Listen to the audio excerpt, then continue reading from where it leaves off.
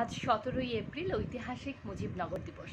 এটা আমরা সবাই জানি, কিন্তু এর পেছনের গল্পটা অনেকেরই অজানা।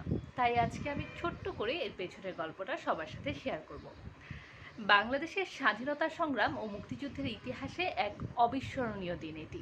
1971 সালের এই দিনে তখনকার মেহেরপুর মহকুমার বৈদ্যনাথ তলার অম্লকাননে স্বাধীন বাংলাদেশের সরকার শপথ নেয়। পাশাপাশি এই দিন বাংলাদেশের স্বাধীনতার ঘোষণাপত্র অনুমোদিত হয়। 1971 সালের 25 মার্চ কালরাতে নিরস্ত্র বাঙালির উপর পাকিস্তানি হানাদার বাহিনীর বর্বর গণহত্যার পর বাংলাদেশের অস্থায়ী সরকার গঠনের লক্ষ্যে 17ই এপ্রিল আওয়ামী লীগের জ্যেষ্ঠ নেতারা মেহেরপুরের বৈদ্যনাথ তলায় সমবেত হন। বৈদ্যনাথ তলা ছিল মূলত একটি আমবাগান।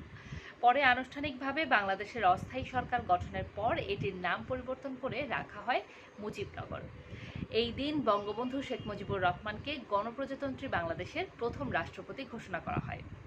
বঙ্গবন্ধুর অবর্তমানে সৈয়দ নজরুল ইসলামকে ভারপ্রাপ্ত রাষ্ট্রপতি করা হয়। তাজউদ্দিন আহমেদকে করা হয় প্রধানমন্ত্রী। Khondaker Mostaq Ahmed, captain M Mansur Ali, AHM কামরুজ্জামানকে মন্ত্রী পরিষদের সদস্য করা হয়। এই অস্থায়ী সরকারের নেতৃত্বেই 16ই ডিসেম্বর মুক্তিযুদ্ধে বিজয় অর্জিত হয়। সেই থেকেই জন্ম হয় মুজিবনগর দিবসের।